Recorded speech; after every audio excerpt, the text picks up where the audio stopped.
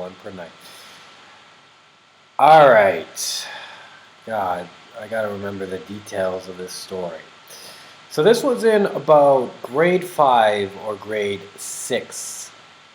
Grade 5 or grade 6. I wasn't the most popular kid in grade 5 or grade 6. In fact, my friends, I didn't really have any friends, to be honest. I was the only brown kid in a huge white school. Um, yeah, I didn't really make friends until like later, grade 9, 10, high school. No, middle school. 7 and 8, that's when I made friends. 5 and 6, not so much. But no more stories like that, Rich. But um, I did shit. I fucking did shit. Okay, I did stupid shit, right? And like, you're always trying to get other people's attentions when you're a kid. You're trying to kind of fit in and stuff. So I know how that is. So I did shit, right? There's this one kid no one really liked. Like, I was neutral. People didn't hate me. I was neutral, right? But I wasn't like, there's still something I was craving. I wasn't the fucking most popular kid there. There was this one kid who people didn't like. His name was Brandon. He invited me over to his house and we ate moose together later in life, but that's irrelevant. And this kid was a bitch. Okay, this kid was a little shit. And without going too far into it, he had kind of a hot sister. Not really though. It was weird. Weird dynamic. Like, she wasn't hot, and then she was hot, and then she wasn't hot, and then she was hot.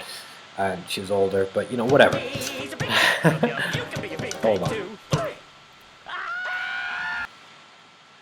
Cami Complex, thanks for the follow. Welcome to the stream. Enjoy yourself, and you can be a big pig too, man. Thanks for the follow. Yeah. Sister wasn't that hot. Sister was named Jamie. Boy was named Brandon. And we all went on a school bus together to go to school in the winter. It was fucking freezing, right? So, summarizing a bit, the first part of the story, Brandon had left his sweater in one of the seats on the bus, and he was sitting in the other seat on the bus, right? And someone was like, hey, you know what you should do? You know what you should fucking do? And I was like, what? And he's like, hey, you should throw Brandon's sweater out the window. Don't worry, no one will know, and you'll be really cool. And I was like, I don't know. I don't know. I'm going to get caught. I'm going to get in so much trouble. At that point in my life, I wasn't concerned about doing nice things and doing good things. I was just like, yeah, it's probably not a good idea. Yeah, I don't want to get in trouble. I'll get yelled at and shit. Not a good thing. But then he got his friend. He got his friend, like fucking Sean or something. And he's like, hey, just do it. Just fucking do it. You'll do it. And then, you'll be cool. Okay? You'll be cool if you do this. And I was like, no. And then he got his other friend, Corey. And Corey's like, hey, you'll be cool. You'll be cool if you fucking do this. And I was like, okay. I was like, okay. So then I did it really quickly. And in winter, right, we have all the windows up. So what I had to do is I had to fucking push those. You remember those bus windows where you have to push them and then pull them down or pull them up, right? There's that little shit that you push. I had to push them, pull them down, throw out the sweater, pull it up, right? Really quick without Brandon noticing. And so I managed to actually do it. I took the sweater, pulled it down, threw it out, pushed it back up. And Brandon didn't notice. But there's one thing I didn't take into account, okay? The bus driver was fucking watching me because she was suspicious and she's a bitch, all right? She was watching me and she saw me do it. Except she wasn't sure because I was so quick. I was so fast, right? I did it so fast, super speed, like it was nothing, right? She wasn't sure. So they had to interrogate me a bit. And they interrogated me and I denied that shit. I denied that shit and I was about to get away with it. I was about to get away with it. I was. But then fucking Corey told on me. Like, what? He just fucking told on me. No reason. No reason to tell on me, and he does. He rats me out like it's nothing. And I'm like, oh, God. So, they sent me to the principal's office. They sent me to the principal's office. And in the principal's office, they told me I'd be in an indoor suspension, which is much worse than an outdoor suspension because you have to still go to school and you just got to sit in a room and do shit for stupid amounts of time. And they told my parents. And the parents thing is a whole different story. I had to write an essay or a letter of apology or something to Brandon. I had to go and like actually apologize and meet his parents and stuff. Just a lot of stupid different stuff. Night Barbie, Corey ratted me out. Just, ridiculous things. And then in an indoor suspension, they gave me a big manual that I had to copy out. I had to literally copy out the student's code of conduct for a whole, 5 days, a whole week. I would go into the indoor suspension, I would sit there, I'd copy it out, and then I'd go home at the end of the day. It was literally the worst thing in the world. It was so bad. It was so bad, yeah. Like, I would have rather gotten the harsher penalty of an outdoor suspension because at least I would have been home, right? Anyway, here's the good part. Okay?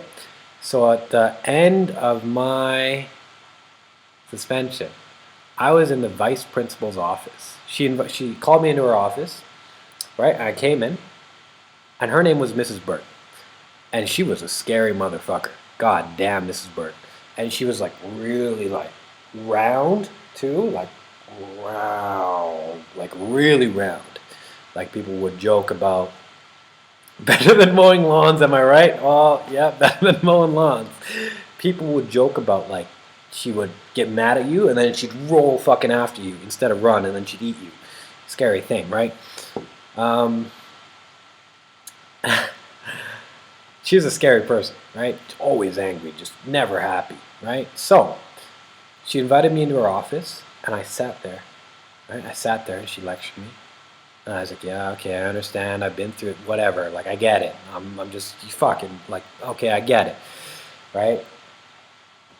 Night Barbie, I don't remember if they did. But then she got called out of her office.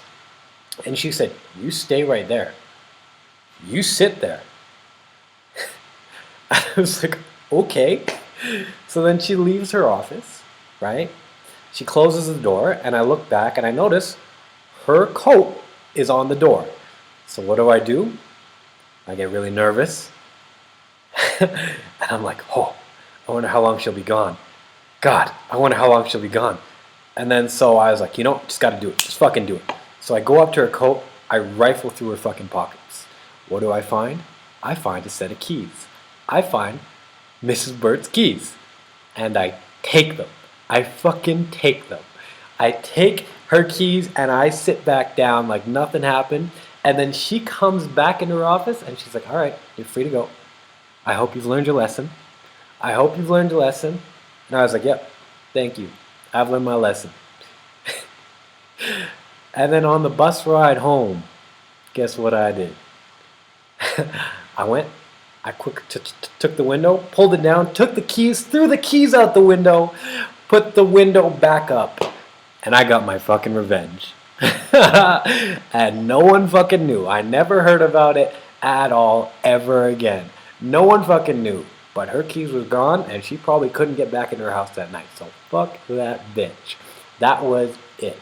That's it. Alright? That's why you don't fuck with me, especially not when I'm a kid. Okay? Why you took the keys? I don't know, Marley Chan. I don't know. You learned nothing.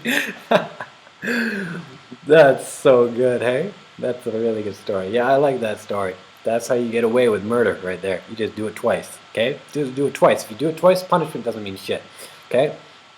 Easy peasy. All right, guys.